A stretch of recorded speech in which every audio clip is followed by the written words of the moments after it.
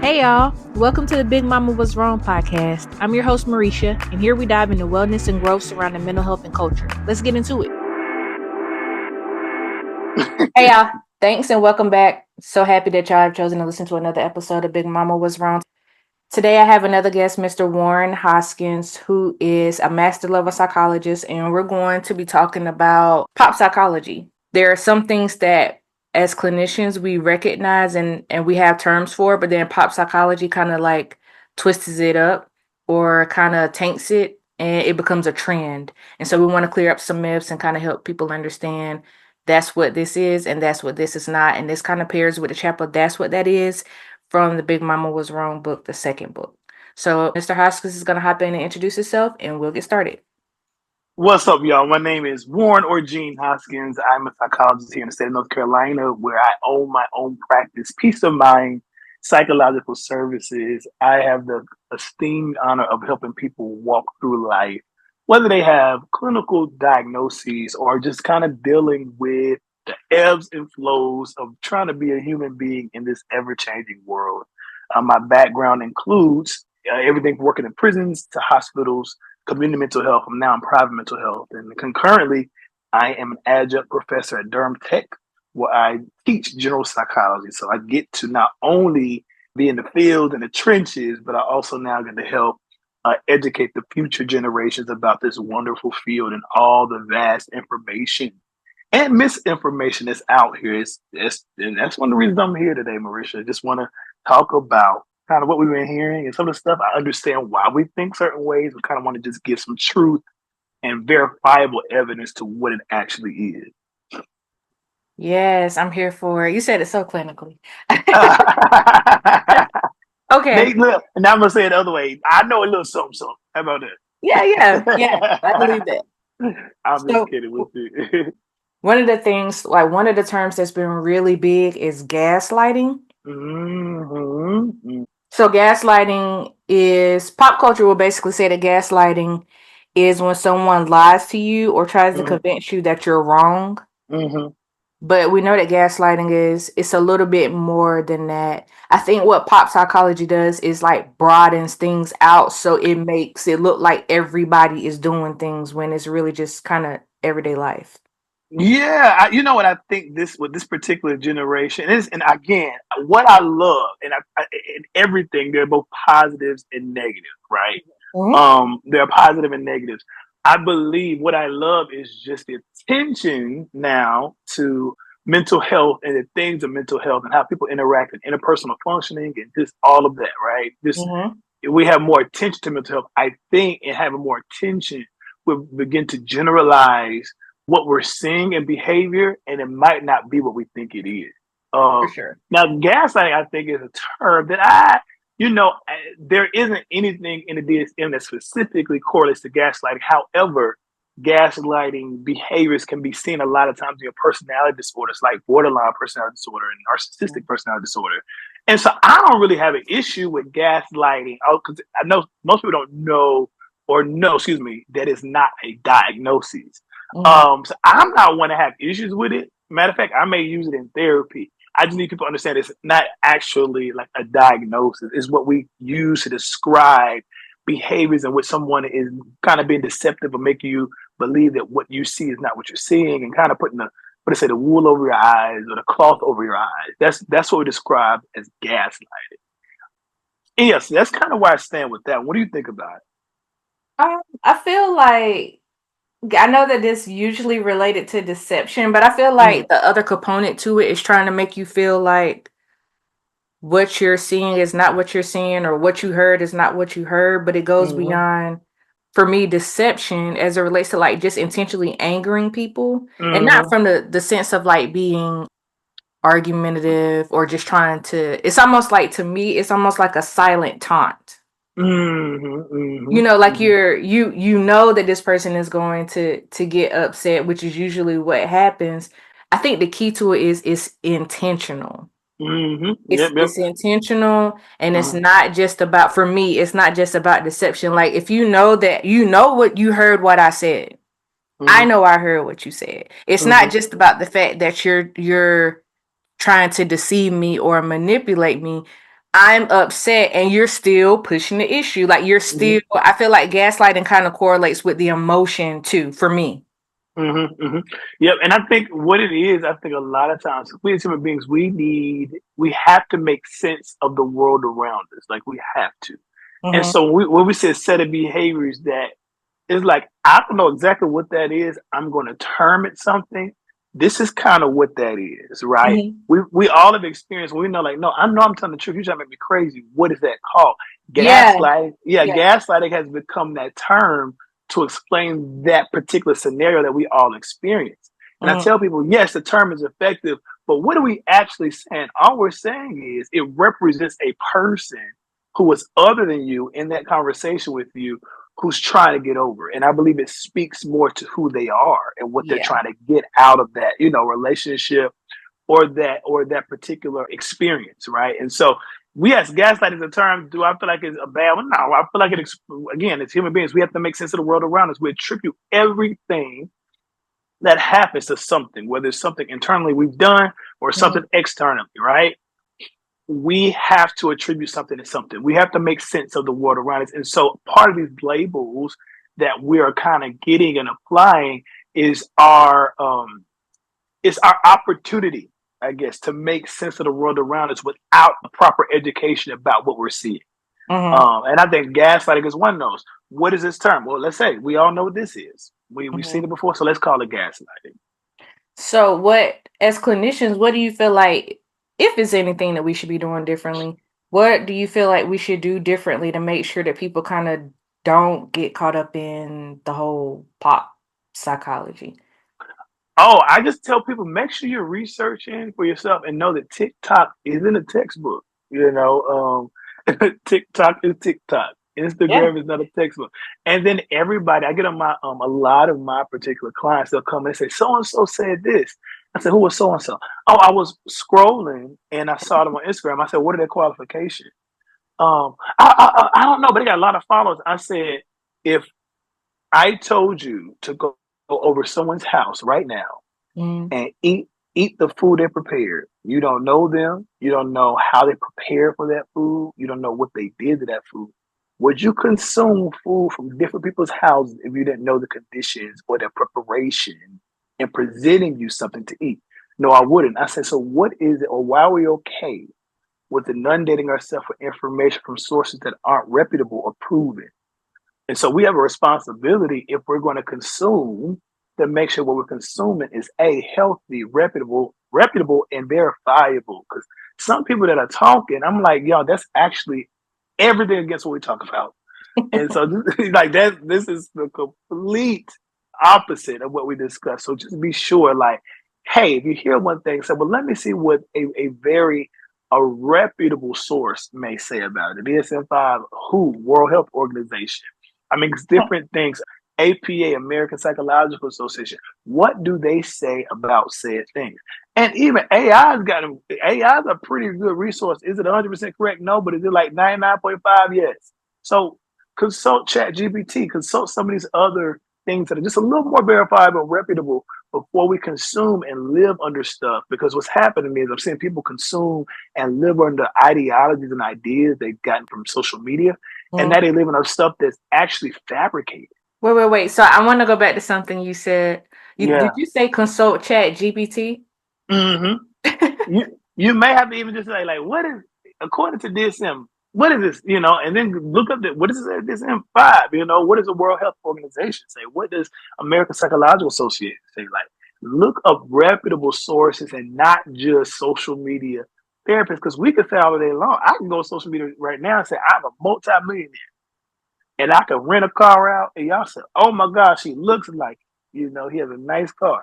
There is no way possible that you can verify I'm a multi-millionaire. Yeah, that's like the little boy that was like 17 or 19 or something Yeah. flying. And he was doctoring on the people. No, he was lying, up there lying.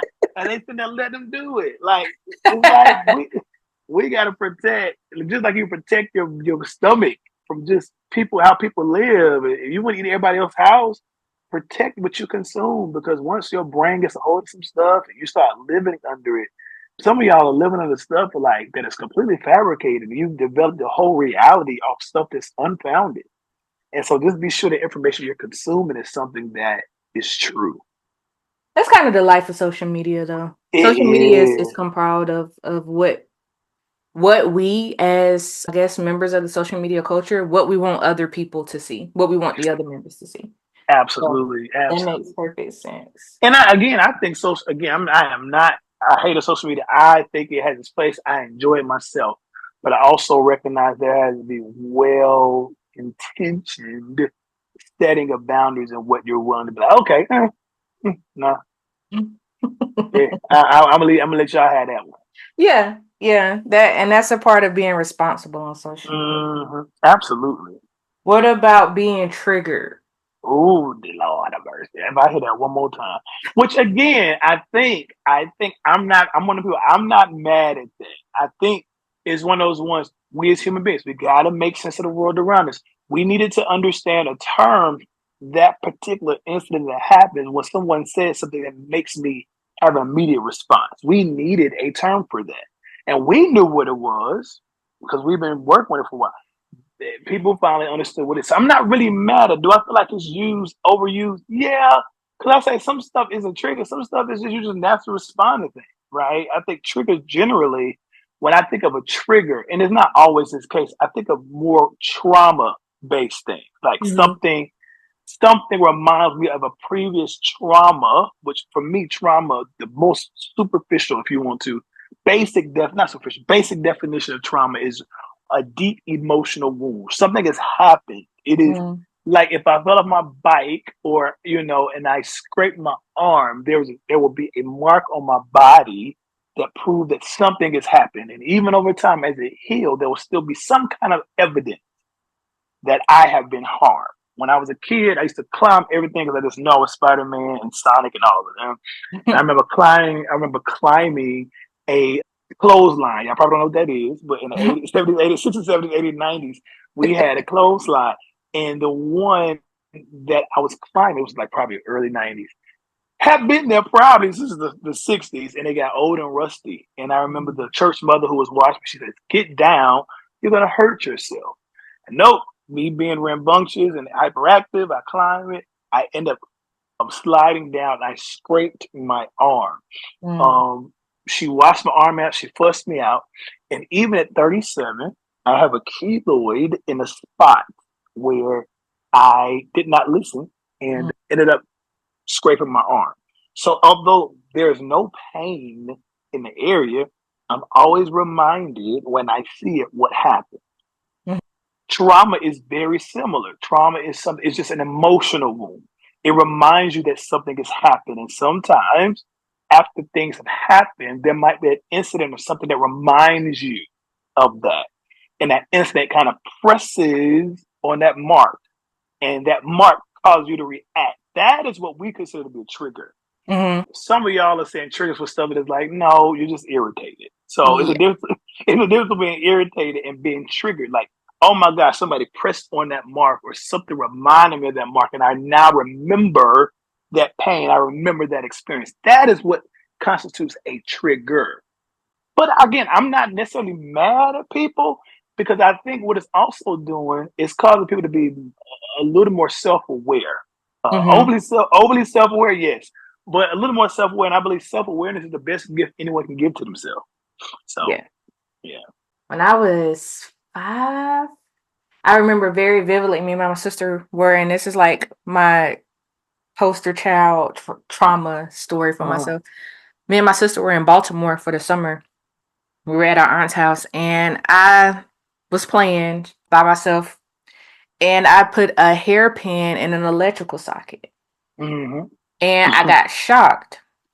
And I, to this day, I still remember what that pain felt like. Mm-hmm. So fast forward like 20 some years later, somebody asked me to help them jumpstart their car. And you have the jumper cables. When they started touching the cables together and I saw like the sparks, I was triggered.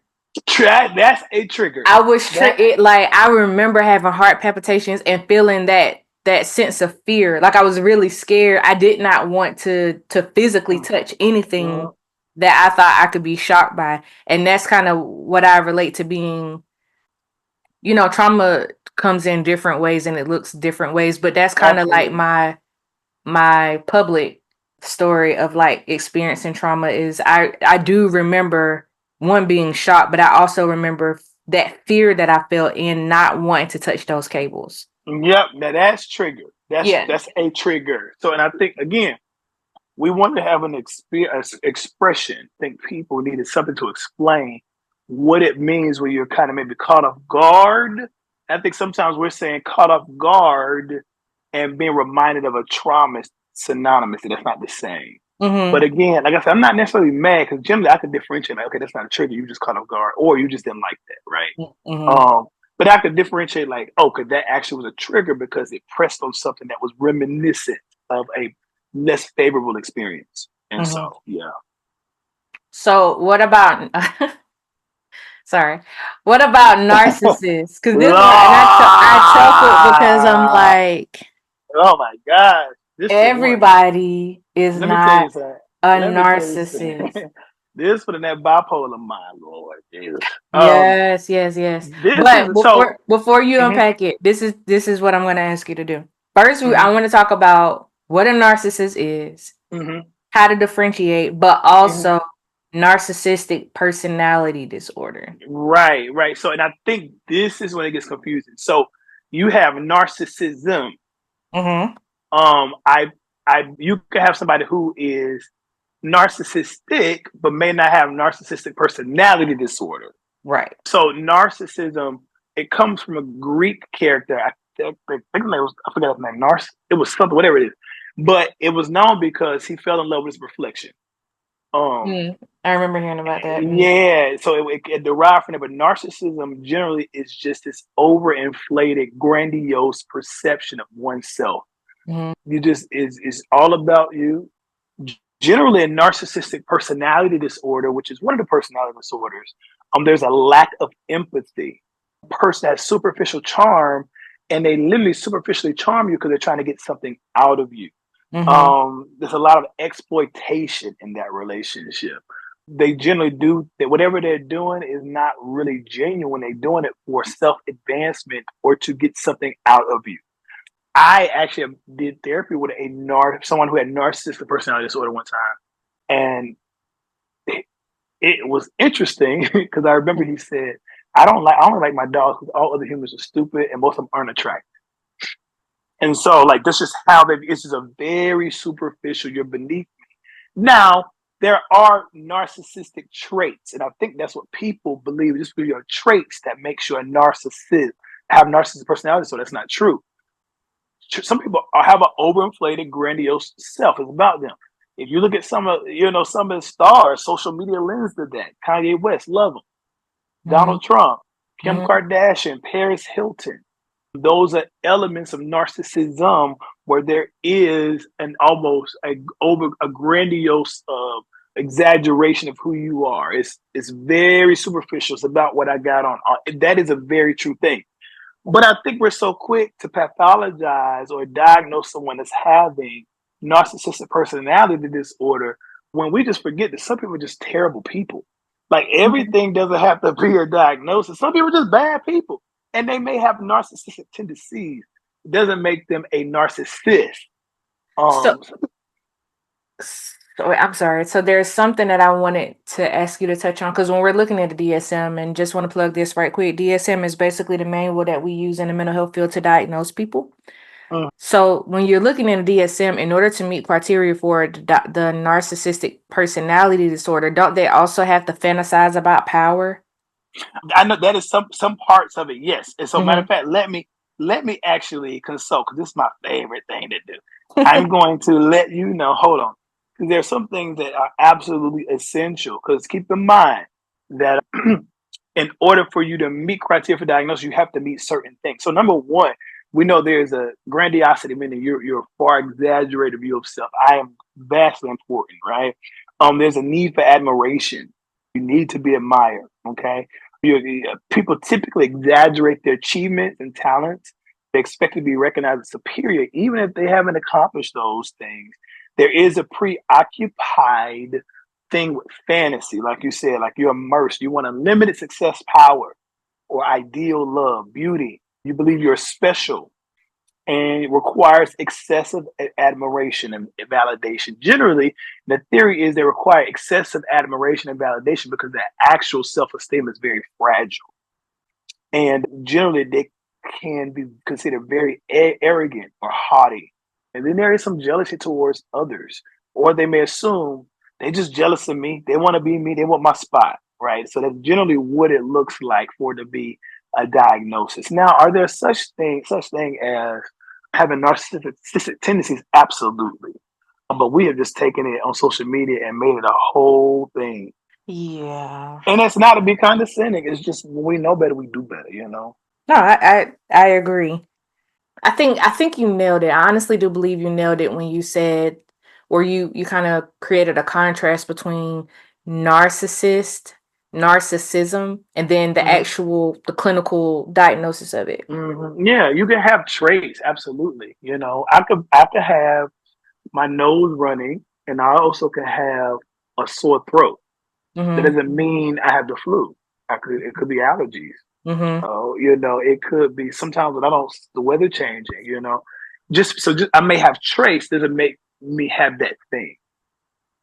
Right. Right. Right. Right. Okay. Here's one that I've heard a lot. Oh, I'm OCD. Oh Lord, that one OCD, and yeah. So I will say this.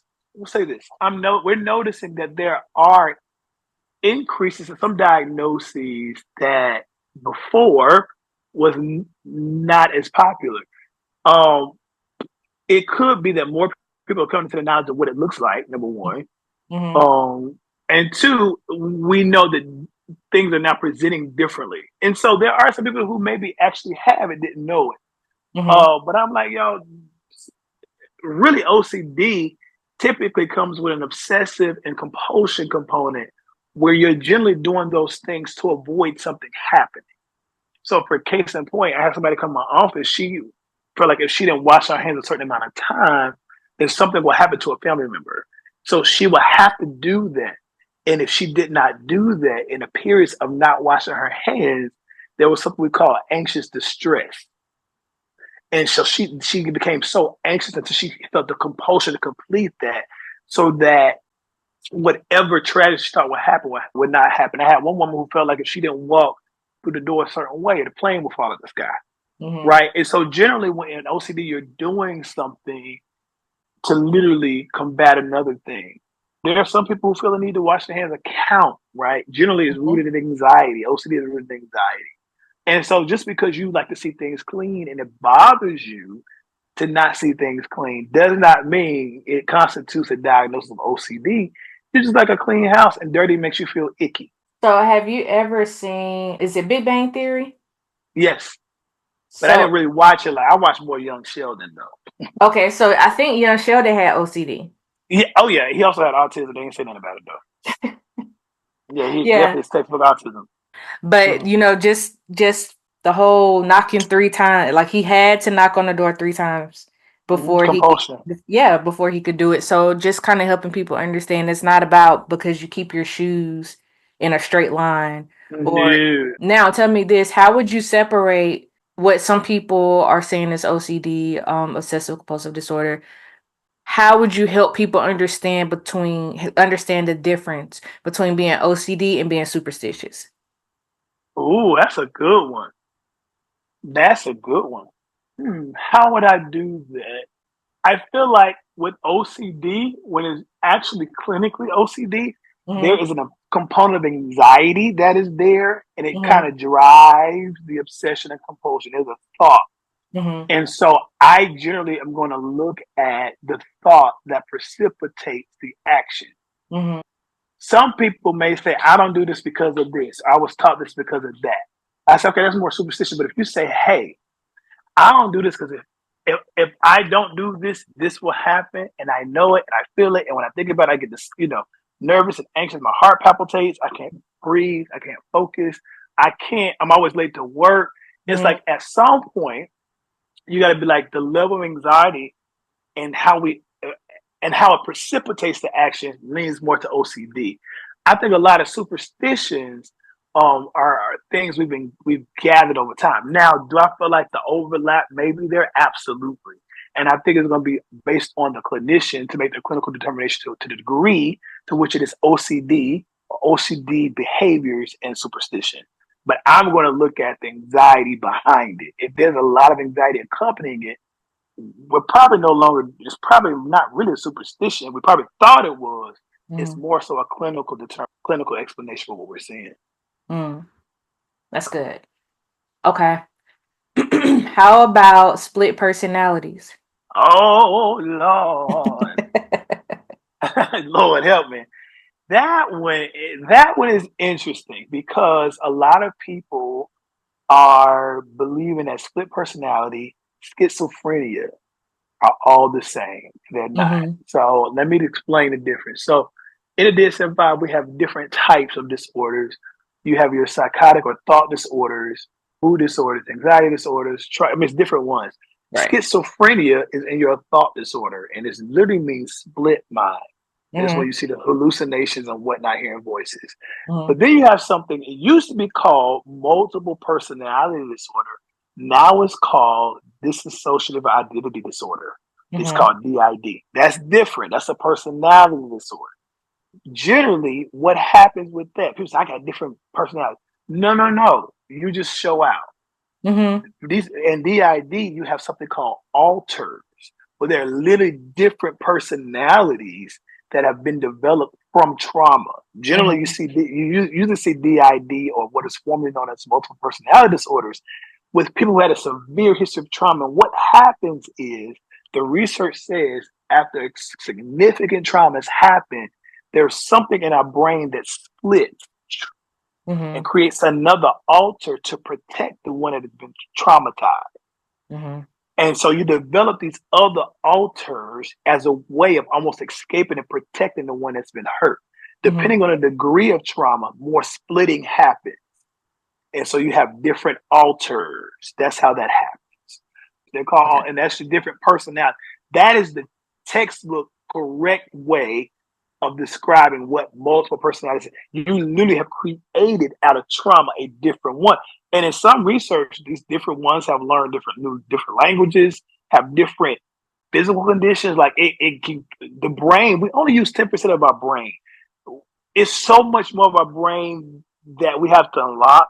But stuff like split personality, autism, schizophrenia, it lets us know like there's a lot more territory in our brain we don't know about.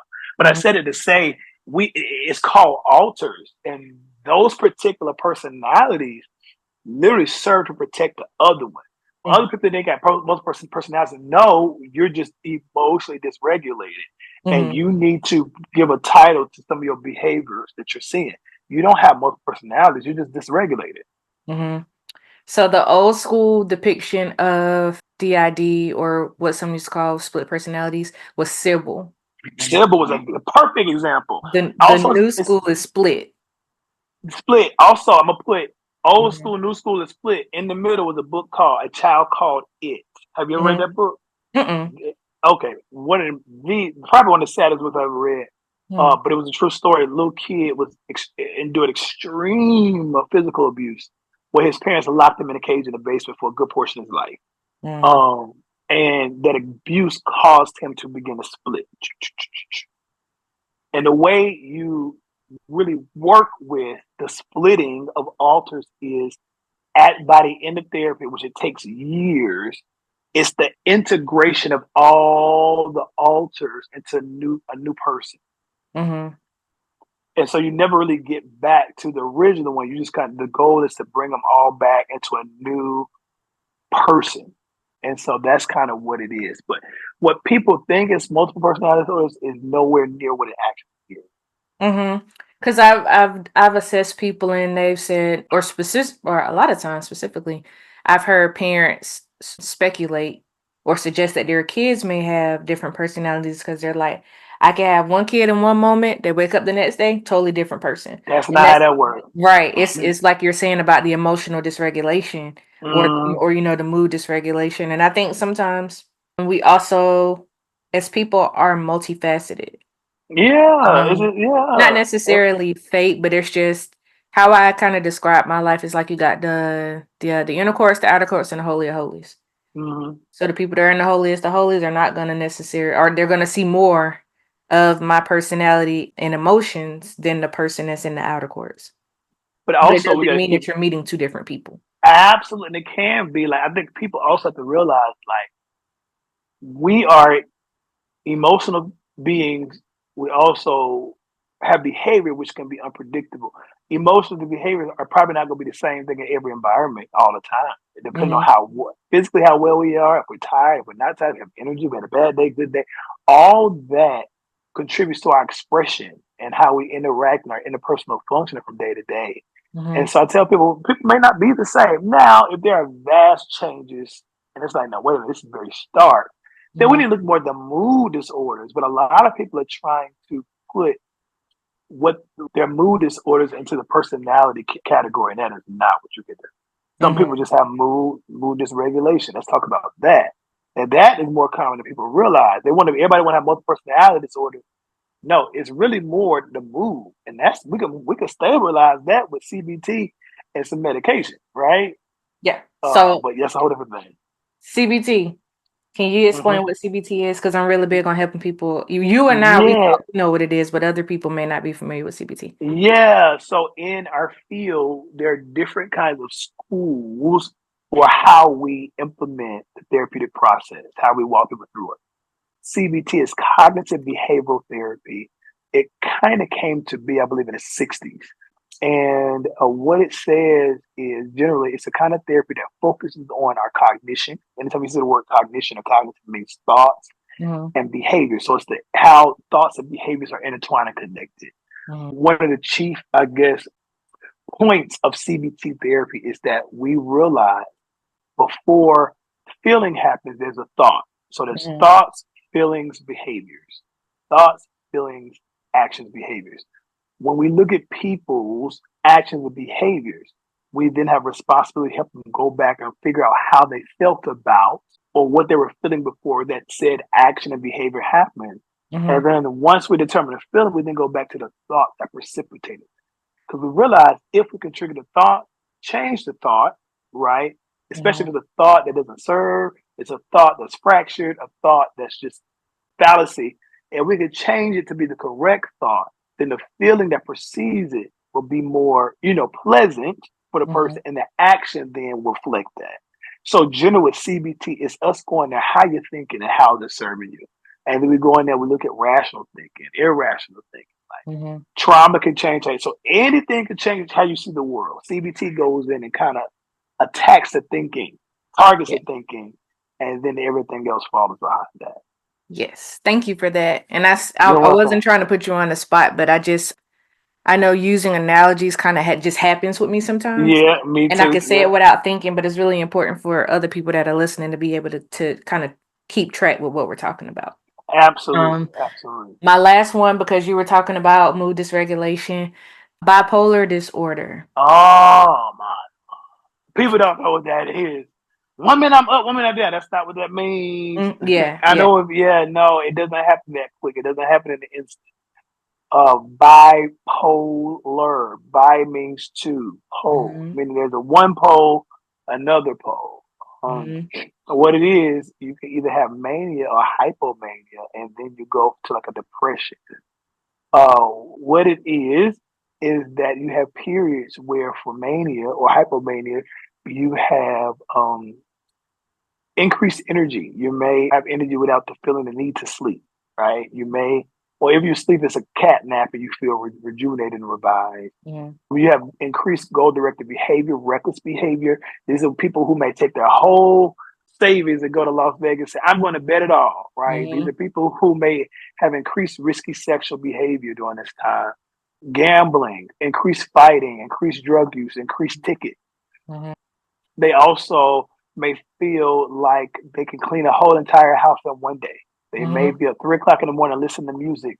It's pressured speech. I mean, there's so much to it that if you ever see somebody really in the throes of mania, you're like, what is going on? And Hmm. then after that period has happened, which it could be maybe 2 to 3 days to maybe a week, right, or two, right? After it happens, there's a crash. and they go to the other pole, which is generally described as more depressive. And so it may be isolative. They may be crying. They may not get from their bed. They may not shower for days. And so that is bipolar. You go between that period, or that pole, and another pole. The people that are telling me they're bipolar is not. You're not bipolar. You need self control. A lot of people are saying, I go from here because you haven't disciplined your emotion. You don't Mhm. have bipolar disorder. True bipolar disorder, you know it. People that saying they have, you don't necessarily have. Yeah. So first thing, can you describe the difference between mania and hypomania? Yeah, hypomania, it may not, to remember DSM, you have to have certain criteria to Right. meet certain things. Hypomania, you may not have as much as those features as mania. Like I listen to all the stuff, elevated Mm-hmm. Mm-hmm. energy, increased energy, goal-directed behavior, all of that stuff.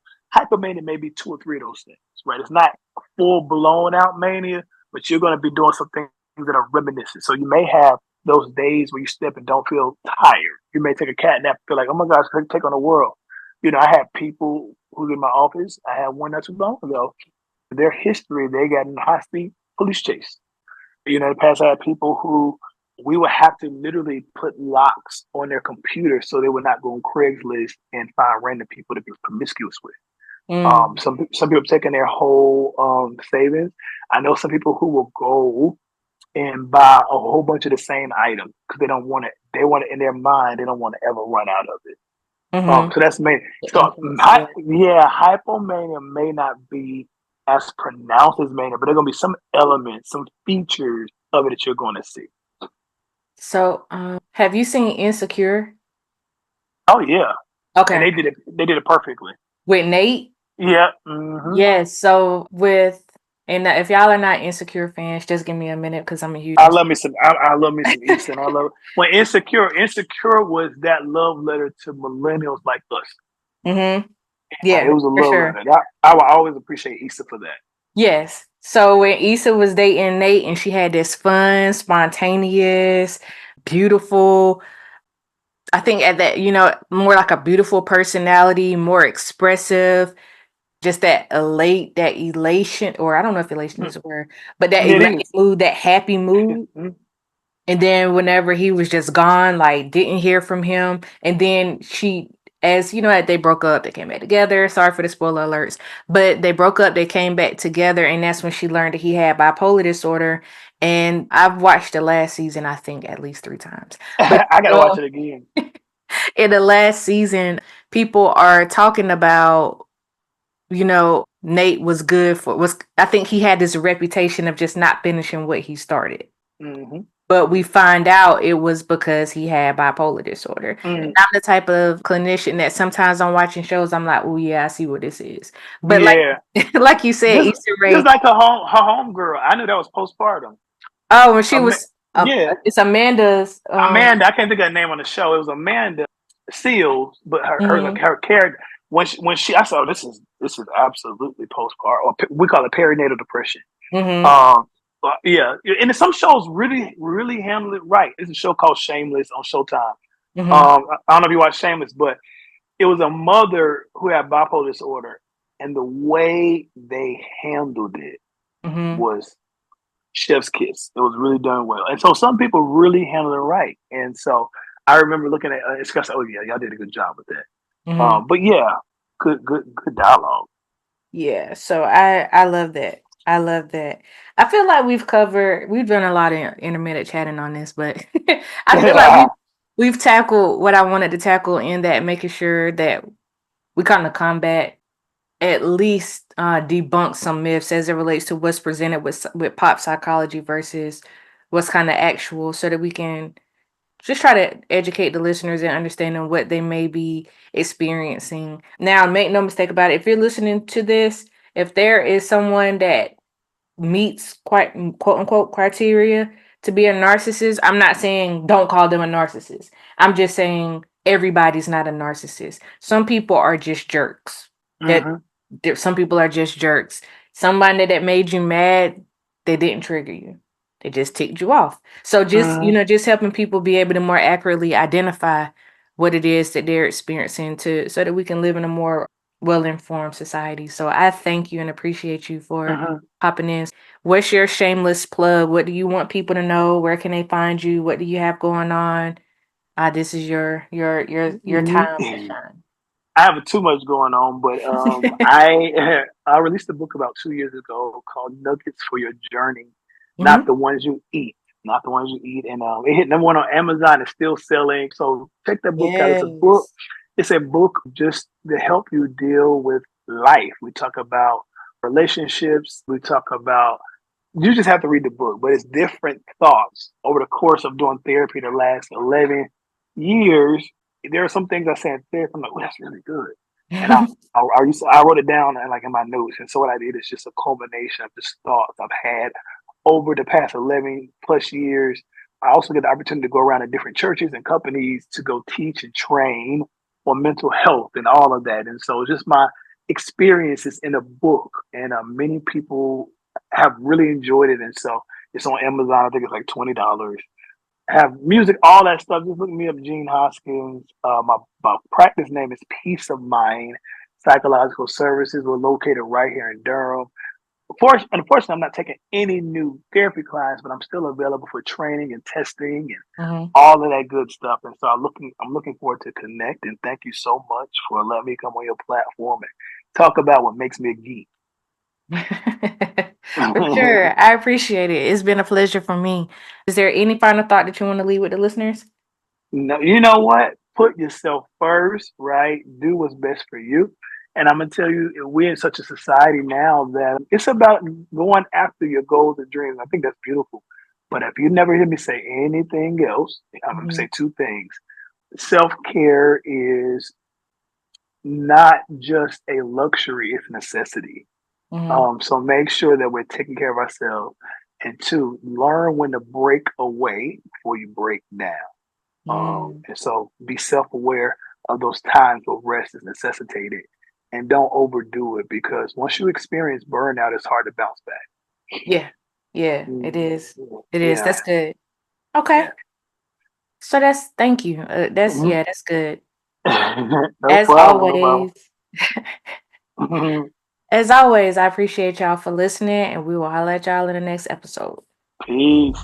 If you've liked what you heard, please take a moment to subscribe, rate, and leave a review on your favorite podcast platform. Your support helps us reach more people who might benefit from these type of conversations.